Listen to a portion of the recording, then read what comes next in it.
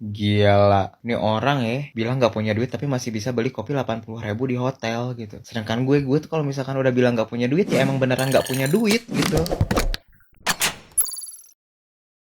Hola netizen yang berbudi pekerti luhur. Baru-baru ini FYP TikTok lagi rame banget pembahasan soal saran dari seorang YouTuber Timothy Ronald. Timothy emang sering banget nih ngebagiin tips dan saran buat orang-orang yang pengen kaya, pengen banyak uang, dan selalu ngebawa-bawa persoalan finansial kehidupan. Tapi di salah satu video YouTube-nya Timothy bilang alangkah lebih baiknya kalau mau ngopi jangan ke Starbucks, tapi ke hotel-hotel bintang 5. Daripada ngabisin uang buat ngopi di Starbucks tanpa dapat ilmu apapun, katanya sih mending ngopi di hotel bintang 5 walaupun harus bayar harga kopi lebih mahal dari kafe-kafe biasa. Apalagi di videonya Timothy sampai ngomong loh kalau cara inilah yang dia terapin pas belum punya uang. Lah, gimana sih?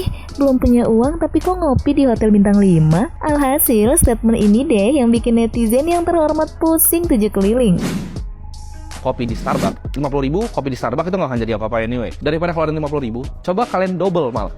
Keluarnya buat kopi 100.000 ya, tapi yang kalian lakuin, kalian jangan ke Starbucks. Kalian coba datang ke hotel-hotel bintang 5 di Jakarta. Kalian coba datang ke lobby-lobby hotelnya, kalian ngopi di sana 80.000 mungkin 100.000. Tapi dengan ngopi di sana, kalian coba kerja di sana sambil ngopi. Karena kalian lihat orang-orang kaya ya surrounding kalian. Ini yang gue suka lakuin zaman dulu. Waktu gue gak punya uang, gue suka aja datang ke lobby-lobby hotel. Atau kalian cari lounge-lounge yang mahal, pesan kopi aja 80.000. Ya, cuma naik 30.000 dari Starbucks. Tapi yang kalian dapetin adalah experience untuk melihat gimana caranya orang kaya itu bekerja, gimana caranya mereka berinteraksi. Ya, kalian ambil itu energinya. Ya, itu yang kalian harus lakukan. Jadi punya otak dia kalian bahwa it's possible. Statement Timothy ini dianggap nggak sesuai dengan realita karena kenyataannya kalau bisa ngopi mahal tandanya dia punya uang dong. Nah, gimana nih kalau menurut netizen yang terhormat? Gak punya duit 80.000 dipakai buat ngopi di lounge atau tempat-tempat mahal. Gue gak punya duit, token listrik bunyi anjing. Gimana mau ngopi bangsat. Kelihatan banget yang beneran miskin sama yang miskin dibuat-buat. Anjing, orang berkaya bercanda gak lucu bangsat.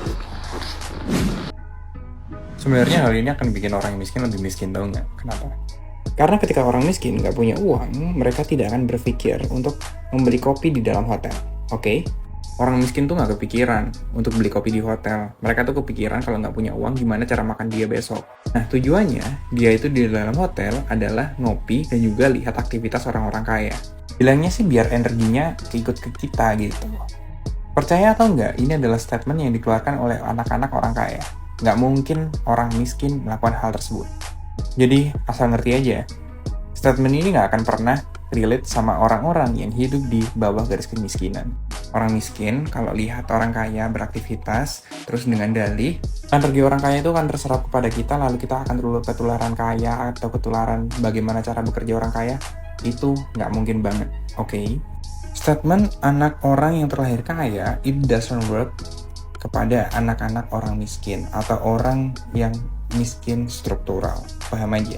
Mungkin masnya ini cuman kepikiran tentang kemiskinan itu adalah kemiskinan subjektif.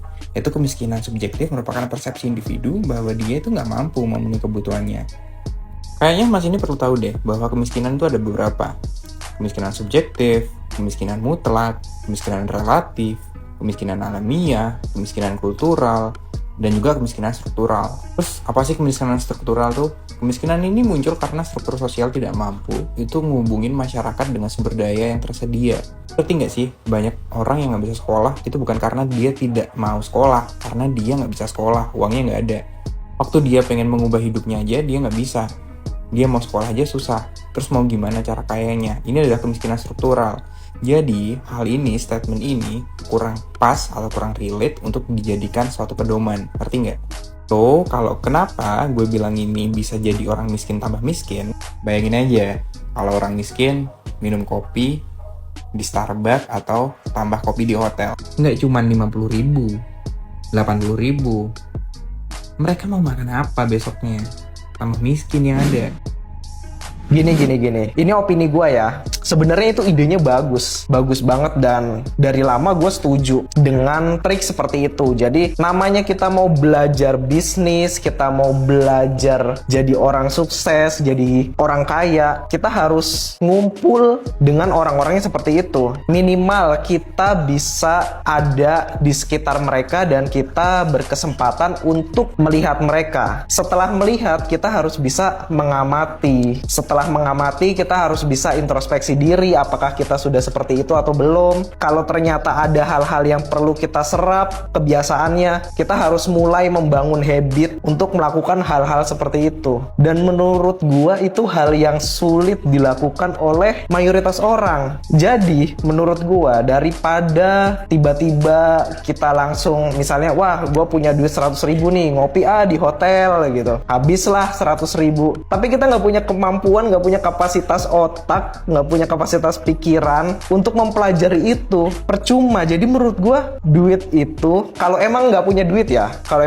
mendingan duit 50.000 sampai 100.000 itu buat beli buku yang bisa mengupgrade pikiran kita, mengupgrade wawasan kita, baca buku-buku filsafat yang bisa membuat kita lebih terbuka, lebih bisa membuka diri terhadap hal-hal di luar kendali kita. Menurut gue itu penting banget. Kalau misalnya kalian sudah mempunyai modal itu, modal untuk mengamati dan mempelajari banyak hal, it's okay kalian nongkrong di tempat mahal terus mengamati orang kayak bekerja, itu bagus banget. Cuman kalau kalian merasa belum pede untuk mempelajari hal tersebut, mendingan ya baca buku dulu ya.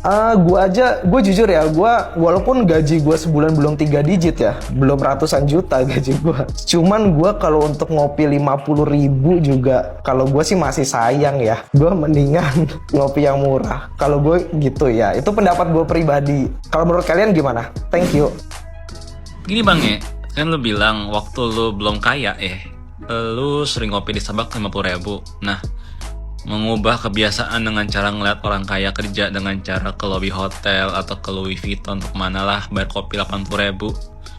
Bentar dulu nih, bisa minum kopi di Starbucks, bisa ngeluarin 100.000 buat ngopi tuh belum kaya dari mana ya? Kayaknya itu kelasnya cocoknya buat orang yang udah kaya atau minimal udah kelas menengah jadi makin kaya deh kayaknya. Kalau yang orang miskin gitu atau orang gak ada duit kayaknya boro-boro mikirin kopi ke Starbucks deh kayaknya bang. Kayaknya kalau orang gak ada duit ada 50.000 daripada dia ngopi ke hotel bintang 5 ngeliatin orang kaya kerja, mending dia mikirin gimana cara dia makan besok daripada dia makan promak. Ya gimana ya, nggak masuk aja gitu sih logisnya. Gila, nih orang bilang nggak punya duit tapi masih bisa beli kopi 80.000 di hotel gitu. Sedangkan gue tuh kalau misalkan udah bilang nggak punya duit ya emang beneran nggak punya duit gitu. Jangankan beli kopi 80.000 gitu ya di lobi hotel. Ya beli kopi kapal api special mix aja yang 2.500 harganya dapat 2 mikir, sumpah. Nah lu tuh kan lagi nggak punya duit banget tuh ceritanya gitu ya. Terus lu datang ke lobby hotel buat beli kopi 80.000. Nah lu tuh pakai duit siapa gitu, pertanyaannya itu. Pakai duit emak lu kali ya. Ya percayalah, emak lu tuh kan mampu, kaya gitu ya. Maksudnya itu gue gitu. Gue tuh kan udah bilang gak punya duit ya, dan gue pengen kaya. Terus lu suruh datang ke lobby hotel buat beli kopi 80.000. Buset, gimana bayarnya? Dicicil gitu 1.000 sehari, lu kate kredit panci. Dan ini nih satu lagi nih, lu nyuruh kita itu datang ke sana cuman ngeliatin cara kerja orang-orang kaya gitu, biar kita ketularan kaya. Perasaan mah tuh di situ ya banyak banget nih resepsionis hotel, OB-OB yang ada di hotel, room boy-nya, belum lagi tuh yang paling depan security. Masih ada yang belum kaya. Kenapa tuh? Coba jelasin. Nah jadi teman-teman, kalau teman-teman pengen kaya, yaitu harus ada usaha dan doa. Ya kan, doanya udah kuat banget gitu kan. Nah usahanya dimaksimalin.